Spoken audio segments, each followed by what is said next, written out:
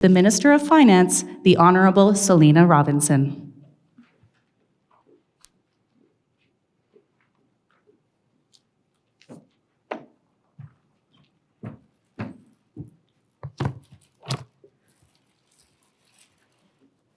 Good morning, everyone. It's so nice to see faces, not just 9 of you at one time on a screen. It's great to see all of you here today.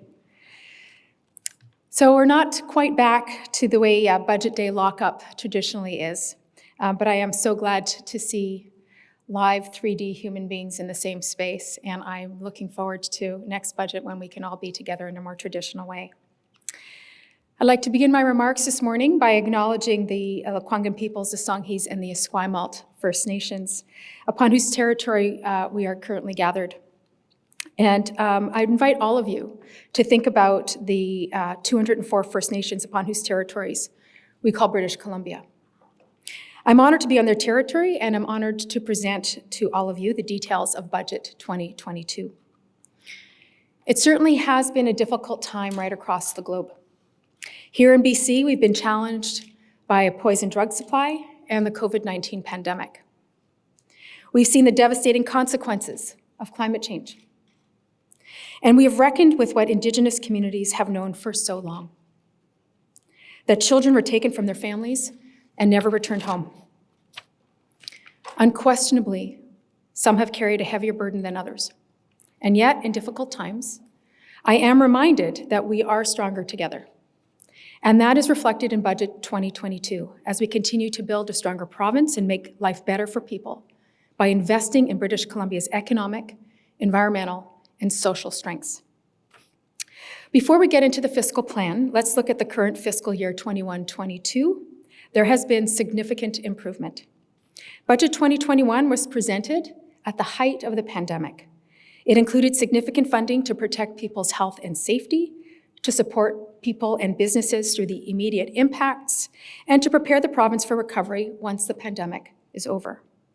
This included $3.25 billion in funding in the form of pandemic and recovery contingencies. During the year, we found that the economic recession had been less severe than the initial forecast, and government revenues recovered significantly. As a result, the budgeted deficit of $9.7 billion for 21-22 decreased with each quarterly update, down to $483 million in this quarterly report. Key changes in the third quarter are shown on the slide. ICBC is the most significant, due in large part to investment earnings. Some of the other revenues have continued to improve, but we also have we've had additional spending this year, mainly for natural disasters, including the November floods. I want to point out that a large portion of the improvements in the revenue forecast this year are one-time in nature. We do not anticipate such changes going forward, as our economy has significantly rebounded from the impacts of the pandemic. Despite significant COVID-19 and climate-related disruptions, our economy rebounded in 2021 from the initial impacts of the pandemic. We have been resilient, aided by government emergency response programs, cooperation with health orders, and a strong vaccination program. And, in fact, we've had moderate restrictions. Since the first quarterly report, the performance of key economic indicators has been strong. However, there have been some headwinds. Many major economic indicators outperformed expectations in 2021. Employment here in British Columbia has continued to strengthen since surpassing its pre-pandemic level in June, and employment grew by 6.6% in 2021. The unemployment rate was 5.1% in January 2022, 0.1 percentage point below pre-pandemic levels. BC retail sales were up 12.4% in 2021, partly supported by strong wages and salary growth. However, inflation remains a concern as prices continue to face upward pressure from supply chain restrictions, resilient demand for goods and services, and high energy prices. The annual BC CPI inflation rate in 2021 was 2.8%, and in January of 2022, the rate of inflation was 4.3%. On the trade front, BC's international goods exports rose by 36.1% in 2021, driven by higher exports of forestry, energy, and mining products, and supported by high commodity prices. The housing market remains active, partly supported by low interest rates, and we are seeing some progress on supply. Housing starts were strong last year, increasing by 25.6% to 47,607 units in 2021, a record high for annual housing starts. Monthly BC home sales remain above historical levels, though below record highs observed last spring. Overall, home sales were up by 32.8% in 2021. High home sales and low inventory have led to increasing prices, and this continues to be a concern for affordability. While the recovery has broadened over the past year, it does remain uneven, with sectors like tourism, hospitality, recreation, and live events yet to fully recover. Growth has also been held back by various challenges over the fall. This includes weaker than expected growth among our trading partners, weaker service sector activity, higher prices linked to supply chain disruptions, and various public health restrictions through the fall that delayed a full reopening of our economy. The November floods and the spread of Omicron variant further weighed on economic activity at the end of 2021. Despite all of that, our economy is resilient, and we are projecting a strong economic outlook over the forecast horizon as the economy continues to reopen and the service sector recovers. As always, risk remains. The main risk to the economic outlook continues to be the uncertainty regarding the evolution of the pandemic and the degree to which it will have lasting effects in BC, across Canada, and around the world.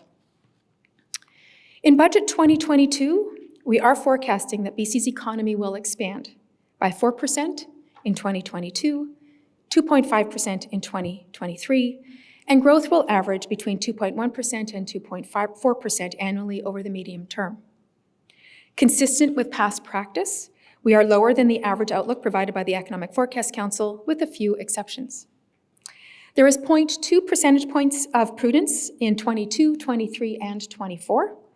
The level of prudence is generally consistent with the prudence in previous years. The outlook for 25 and 26 is slightly higher than the average Economic Forecast Council outlook.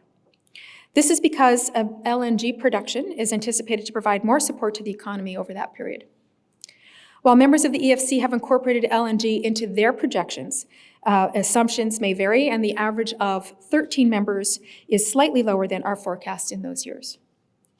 The outlook is conditional on assumptions, which could change substantially over the coming months. Underpinning the projected near-term recovery are the assumptions that large-scale immunization campaigns continue to be effective at preventing serious illness, and the need for containment measures continues to abate, with responses varying by jurisdiction. In 2020, BC's economy declined less than expected and saw the fourth smallest contraction among provinces, shrinking by 3.4%. The rebound in BC's economic activity is expected to be the third strongest in 2021, behind provinces that experienced larger contractions in 2020. You'll see on this slide that BC is notable in terms of having both a relatively smaller contraction in 2020, and yet is also among the leaders in 2021 and 2022. A subset of the Economic Forecast Council expects BC's real GDP to grow by 4.8% in 2021 and 4.2% in 2022. This is better than the national average in both years.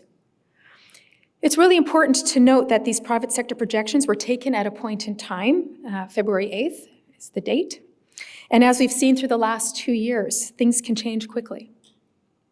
We will continue to monitor economic activity and report on BC's recovery throughout the year. Now, Budget 2022 recognizes that we are still in a pandemic. We need to keep supporting people and businesses, help protect people and communities from the effects of climate change, keep making life more affordable for British Columbians, and continue to work in partnership with First Nations and Indigenous peoples on meaningful reconciliation. The budget builds on efforts to improve access to healthcare close to home, to make progress for families by advancing our $10 a day childcare plan, to build schools, hospitals, more affordable housing, transportation infrastructure, while creating thousands of new jobs, to grow a strong and skilled workforce, to build strong, resilient communities while taking action to fight climate change, to provide stable funding for those providing vital services, and to grow an economy that works for everyone. Budget 2022 expands on historic investments made since 2017 to build a stronger society, a stronger economy, and a stronger environment. This includes $6.6 billion in new operating funding over the 3-year fiscal plan period for priority investments, which I'll speak about in more detail later in this presentation. There remains ongoing uncertainty regarding the course of the COVID-19 pandemic and natural disaster recovery costs. Budget 2022 provides pandemic recovery contingencies of $2 billion in 22-23 and $1 billion in 23-24 to ensure the province can continue to provide ongoing health responses and can continue to help people, to help businesses, and communities that are still recovering from the pandemic's impacts. In addition, the budget provides more than $1.5 billion for disaster recovery costs over the next 3 years in recognition of the need to have the flexibility to be responsive and support communities as the costs of recovery become better known. As the temporary spending for the pandemic and disaster recovery is reduced over time, you will see the deficit declining from $5.5 billion in 22-23 to $3.2 billion in 24-25. These operating forecasts are made with our prudent forecasting, which includes a $1 billion forecast allowance in each year of the fiscal plan. Now, I spoke earlier about the one-time nature of the revenue improvements in the current fiscal year, and you can see what I mean here. When comparing the 2 years, you can see the unusually high revenue for 21-22, and it doesn't quite fully recover until the 3rd year of our fiscal plan. Budget 2022 also makes significant capital investments in health, transportation, and education sectors. Taxpayer-supported capital spending on hospitals, schools, post-secondary facilities, transit, roads, and other infrastructure around the province is expected to be $27.4 billion over the fiscal plan period. Debt is expected to increase to finance the operating and capital investment needs of the province. Taxpayer-supported debt at the end of the 3-year fiscal plan in 23-24 is forecast to be $90.8 billion. Yet, in spite of this increase, our debt burden remains manageable for a province of our size, with the taxpayer debt to GDP ratio remaining below 25%, right across the fiscal plan. And this is a significant improvement from budget 2021, when our debt to GDP was forecast to reach 26.9% by 23-24. This compares favorably with other jurisdictions with provincial counterparts, of our provincial counterparts' net GDP ratios, who have over 40% ratios. The province is committed to advancing lasting and meaningful reconciliation with Indigenous peoples. A component of this commitment is developing and delivering programs and services in consultation and collaboration with Indigenous peoples, and our budget decisions have assessed consistency with the UN Declaration on the Rights of Indigenous Peoples. Our government will continue to develop and reassess its legislation, policies, and programs with this lens. This slide highlights some of the investments we have made to support reconciliation through a stronger society, including $45 million to improve Indigenous primary care through 15 Indigenous healthcare centres and funding for the Aboriginal Head Start program. We've also provided funding to increase culturally appropriate housing for Indigenous people, both on and off reserve, and the virtual Indigenous Justice Centre. Budget 2022 makes progress on the goals of reconciliation by funding a new Declaration Act Secretariat, which will bring the province's work into harmony with the Declaration on the Rights of Indigenous Peoples Act. A key component of the work will be done by the new Ministry of Land, Water, and Resource Stewardship, which will coordinate and collaborate with First Nations and Indigenous peoples to align resource policies with the Act. When there is certainty on land and economic policy, it is good for Indigenous people, it is good for the economy, it is good for investment, and it is good for all British Columbians. There are also investments that support Indigenous-led priorities to build a stronger environment. This includes funding for Indigenous-led clean transportation initiatives and the expansion of the Indigenous Forest Bioeconomy Program, which provides funding for Indigenous partners to create new bioproducts to help towards our low-carbon future. We are also providing funding to support Indigenous-led emergency management priorities. In addition, there are other investments, including those under the economic plan and connectivity, that I will speak to later in the presentation and will support Indigenous communities. Now, building a stronger BC involves building on our strengths, environmentally, economically, and socially. So looking first at our social strengths, Budget 2022 seeks to build a stronger society that puts people first. Our priority continues to be the health and safety of British Columbians during the pandemic and beyond. We are continuing to provide time-limited funding to maintain a robust healthcare response to the COVID-19 pandemic by ensuring that our frontline healthcare workers have access to the equipment that they need to safely combat the pandemic, providing the capacity for the BC Centre for Disease Control to continue supporting our public health response, making sure residents in long-term care facilities are protected, and continue our testing and our vaccination programs. We are providing $57 million to increase the number of urgent and primary care centres throughout the province. These centres are instrumental in improving health outcomes for British Columbians. We are improving emergency health response times with an investment of $148 million to increase the number of paramedics and dispatchers that we rely on in the most urgent of circumstances. We are continuing to work to bring healthcare support service workers back under the employment of health authorities rather than under private contracts, to improve their working conditions and to improve patient care. This is supported by a $231 million investment. We are also making additional investments to expand mental health and addiction services, which builds on our historic investments in Pathways to Hope, our mental health and addiction strategy, and brings funding for these vital services to more than $375 million annually. Through this budget, we are implementing a cross-government approach to prevent and respond to homelessness throughout our province. This new approach recognizes the importance of consistent, accessible, and integrated services. It starts with helping to ensure that our province's youth in care, who are most at risk of experiencing homelessness, are supported. Parenting responsibilities don't end when a child turns 19, nor do government's responsibilities to young people in its care. We are investing $35 million over the next 3 years to expand services to youth in care through to their 27th birthday and hiring more people to help guide them through this incredibly important life transition. We are investing $170 million to expand our response to homelessness.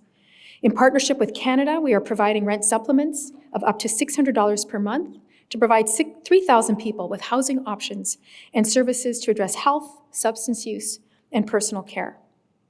We are also providing $164 million to expand the number of complex care housing sites throughout the province to support those who have the most challenge with accessing and maintaining housing, and to provide the intensive mental health and substance use services that they need. When the pandemic impacted housing and shelter arrangements for our province's most vulnerable residents, government was there to lease and purchase spaces so thousands could be stably housed. This budget provides $264 million to continue that response and to extend some leases while we transition residents to permanent housing options. We are also increasing the number of community integration specialists who get out in the community, work with people who need help, and are critical to helping people navigate government support system. We are also funding the 2023 provincial homeless count, as well as research into the specific needs of women experiencing homelessness, so that we can continue to improve on our ongoing response to homelessness. On the childcare front, we are continuing to make progress towards our planned $10 a day childcare. This budget continues to improve affordability, accessibility, and quality of childcare services throughout the province. Coupled with an historic agreement with the Government of Canada, we are providing $284 million in more funding to meet the vision of StrongerBC. These investments will reduce average childcare fees to approximately $20 a day for children under the age of 6 by the end of 2022. And an investment of $118 million will reduce preschool and before and after school childcare fees for the 23-24 school year, reducing the average cost to less than $20 a day. We are improving accessibility with a $31 million investment in new spaces to build off of the 26,000 new spaces that have been funded and announced to date. Coupled with federal investments, we will build 40,000 new spaces in the next 7 years.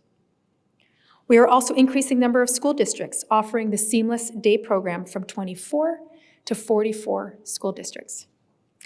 The province is funding more licensing officers to keep up with the growth in spaces so we can quickly certify facilities once they have been completed. This budget also invests $80 million to expand the wage supplement to more early childhood educators, expand the number of ECE training seats in post-secondary institutions, and expand the dual credit program so that students have a pathway to their designation faster. This is going to make a real difference for families. As we know, providing childcare services is not just a pillar of building a stronger society. It also helps build a stronger, more resilient economy and allows families, especially women, to participate in the labor force and fill the more than 1 million job openings in our province by 2031. And I'll speak more to this in the next few slides.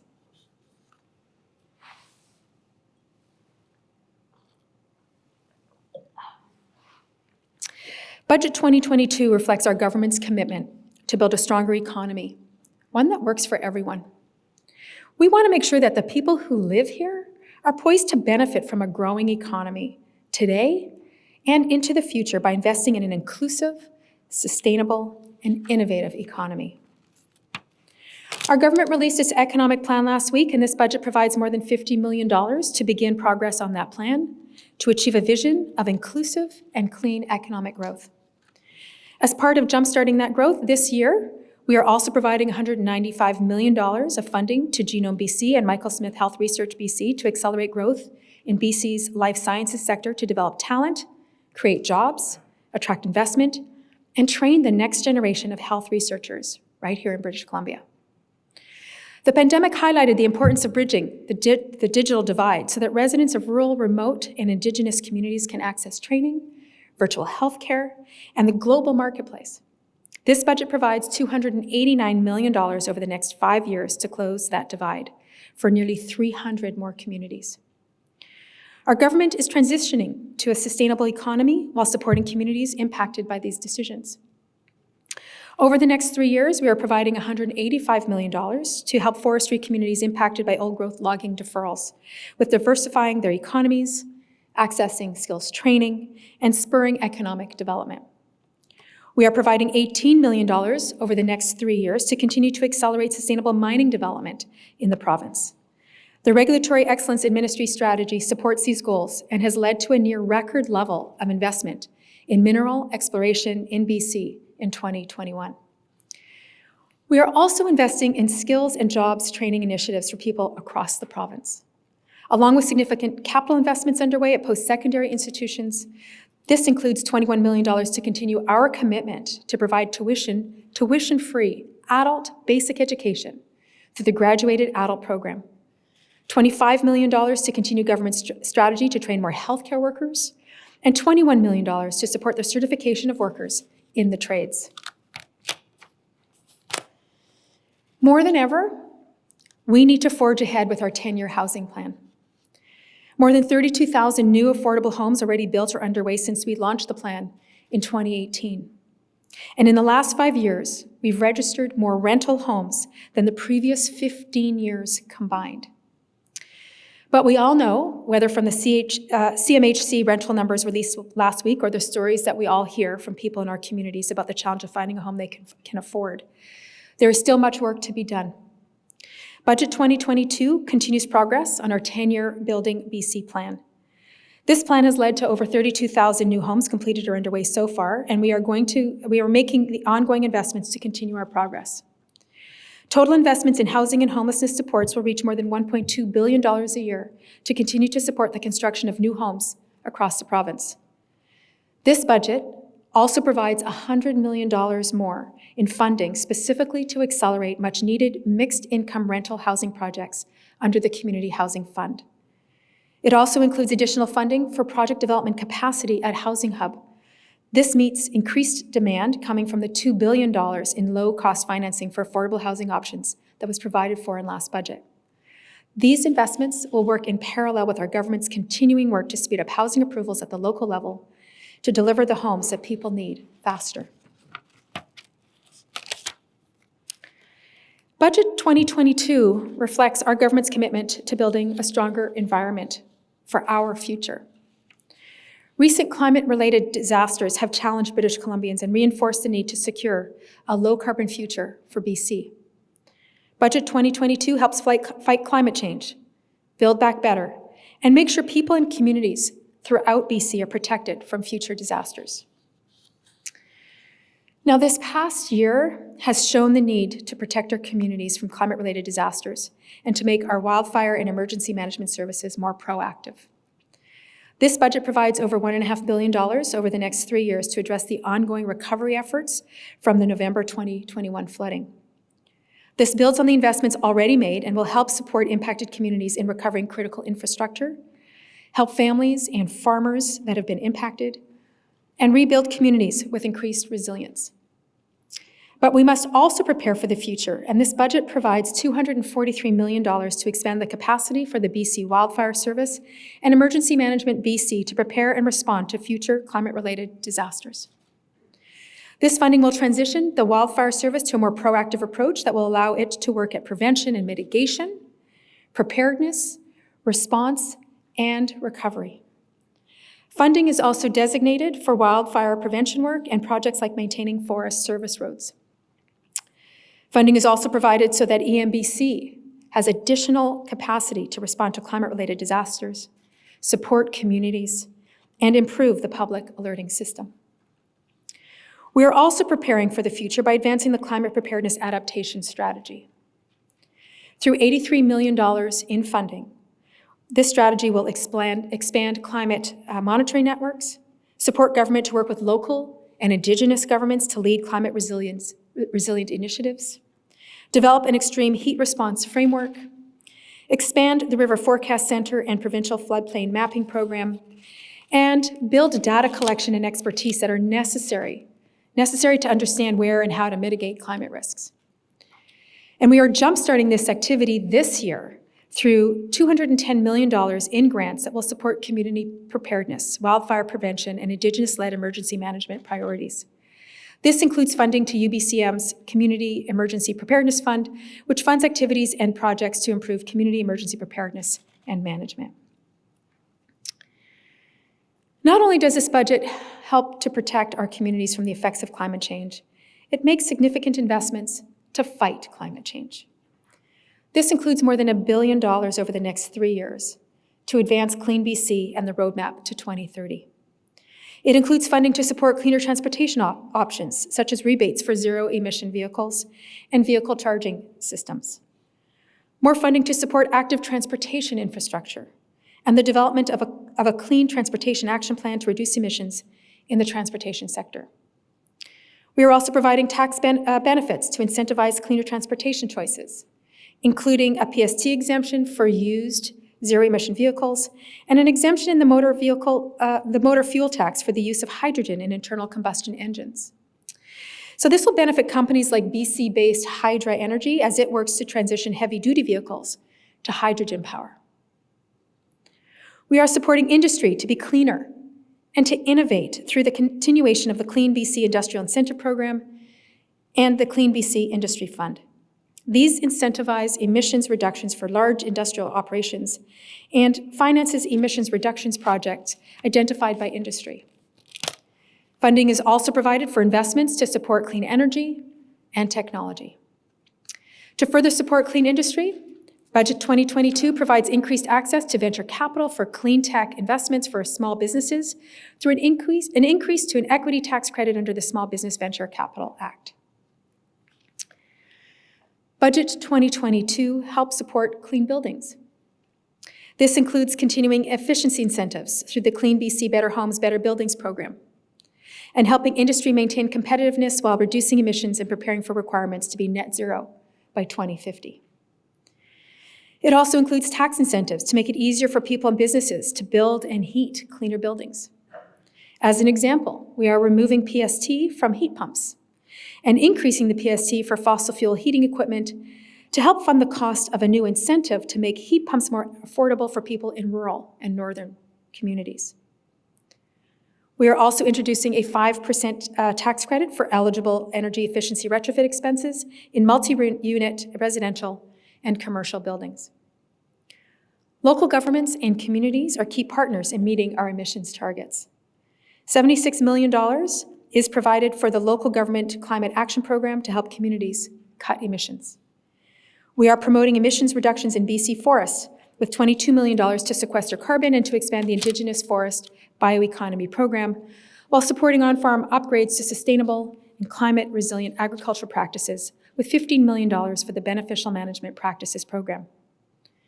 And in Budget 2022, we are also continuing to support affordability for families through the Climate Action Tax Credit. Capital spending over the 3-year plan is increasing to $27.4 billion in Budget 2022, the highest level ever. We're delivering the schools, hospitals, housing, transit, highways, and other structure that people rely on. These investments strengthen the economy directly and indirectly, creating approximately 100,000 jobs over the 3-year plan. As shown in Budget 2022, applying the environmental, social, and governance lens to capital projects means that we're being a leader on innovative mass timber construction. We're creating more childcare spaces. We're incorporating energy-efficient and low-carbon design. We're creating a safer, more resilient network of infrastructure. And we're creating more apprenticeship and training opportunities in local communities, particularly for traditionally underrepresented groups who want to build a career in the trades.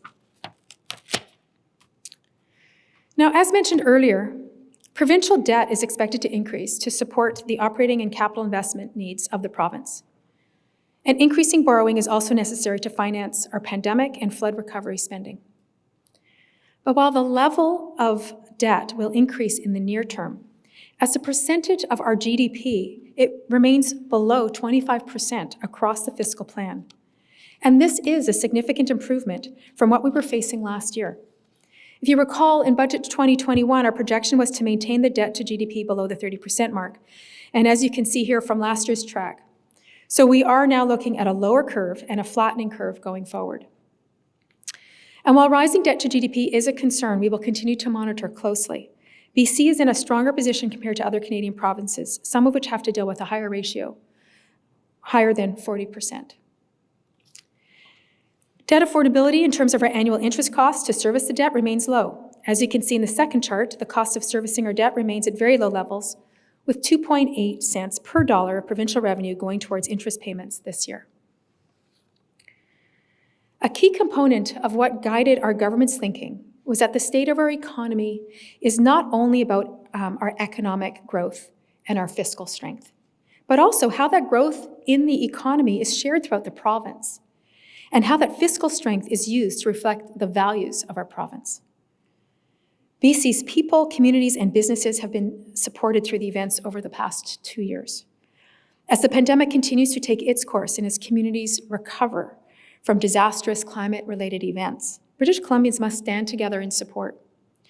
And this is what people expect of their government. These events have also highlighted the need for additional investments in order to protect people and communities from similar events in the future. Our balanced approach makes the investments necessary to respond in a fiscally responsible manner, as our budget planning has taken into account levels of prudence, has been targeted towards the most urgent of issues, and continues to monitor our province's debt metrics and debt burden.